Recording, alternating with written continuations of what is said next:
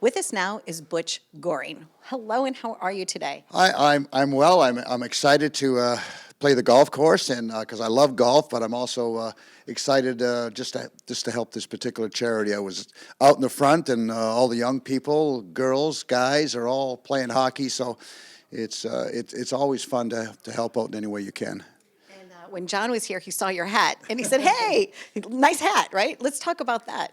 Well, it's Belmont, and it represents really the UBS, which is going to be the brand new hockey facility for the New York Islanders, and it is going to be spectacular. I mean, the entire management team for the Islanders and everybody associated with the UBS has done a lot of research, a lot of work, and boy, I can hardly wait to see the finished product. I've seen it at different times, different stages. But like anything else, you know, there's a painting, and you want to see the finished product. So I'm really excited. November 20th will be the first Islander game, and everybody's going to be so excited and loud as usual. Absolutely. And you know, the banners that used to hang at the old barn, are any of those coming over? Are we getting new ones? Or like there should be some, I guess, some transition between the old and the new, something like a brick or something. Well, I know mine's coming over.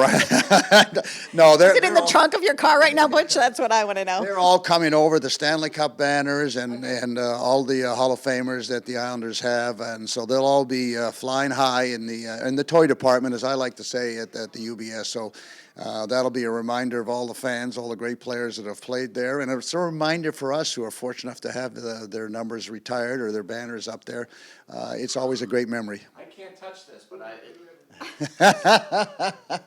Butch Goring has won 4 Stanley Cups. Huh? And now you And they need a want you to signature. sign the Stanley Cup here, Butch. Can Well, you do that? Oh my gosh.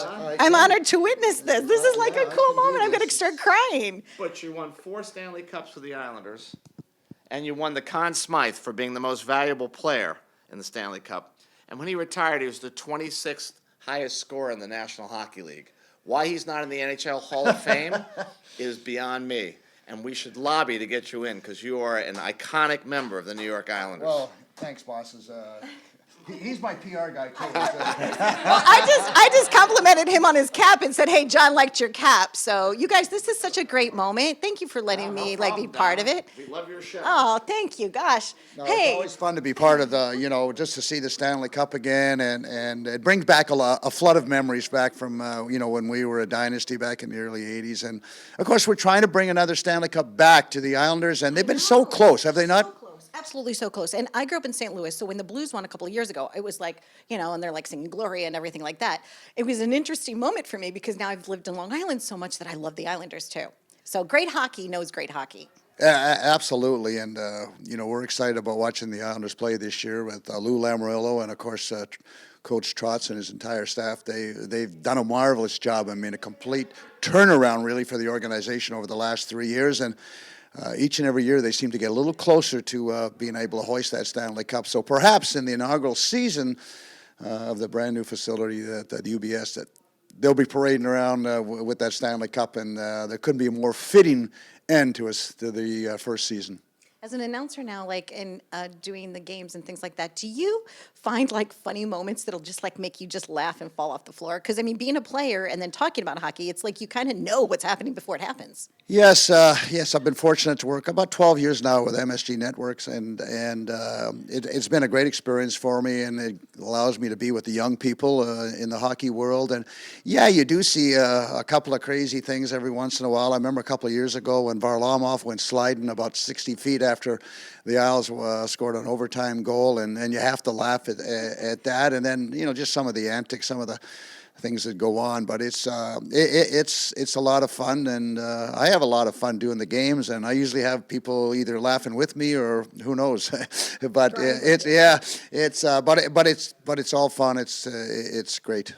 Now, do you have your first pair of skates or anything special that's like anything sentimental? Are you sentimental at all about anything? Well, the only thing that I've kept throughout my entire career, and it's pretty much a documented fact, is that I have my original helmets. I have 2 of them. Oh, yeah, you're known for that, right? I mean, since you were a little boy. I'm known more for my helmets, I think, than my accomplishments. But I've had them since I believe it was like when I was 12 years old. I think I first got them. So that's a long, long time How do ago. you pronounce it? Is it Sven? How do you, what's No, the? they're called SPAPs, is really what they are, SPAPS. Okay. And they came out of Sweden, and we had to wear them in the minor hockey when I first started playing. And I just never saw any reason why I should change. And so I kept them through my entire career as a hockey player, right through pro hockey. And so you still have, like, the old I ones. still have them, yeah. And they didn't, they didn't offer a whole lot of protection, but that was okay. Well, obviously, you did really well for yourself, and you're still doing great. And today, it's all about giving back to the future generation of hockey players. Yeah, it really is, and everybody's pretty much, especially all the former hockey players, alumni. They're always reaching out to the kids, boys and girls, and trying to get them to understand not only hockey but life in itself and the trials and tribulations, but. We all enjoy it. I mean, we don't feel like we're obligated to do it. We want to do it. We want to help them out. We want them kind of maybe learn from some of the lessons that we learn along the way. Maybe they don't stumble as often as we did. But no, I mean, I was a coach for 20 years, and I coached young kids, juniors, pros, and so I love to talk about hockey, as you can probably tell. But again, I'm always trying to help young people just to understand that the world out there can be tough, and don't be scared to ask for help. But for a lot of the players like myself, we're there, and we're willing to do anything we can. I'm so excited to meet you. This was fun. And to get to witness you signing that was cool too. Fun moments here. We're having a great time here at Sabonic. Stay tuned for more. We've been living it up. And please remember, just give back in your community, your time, your talent, or your treasure. Whatever you have, just give.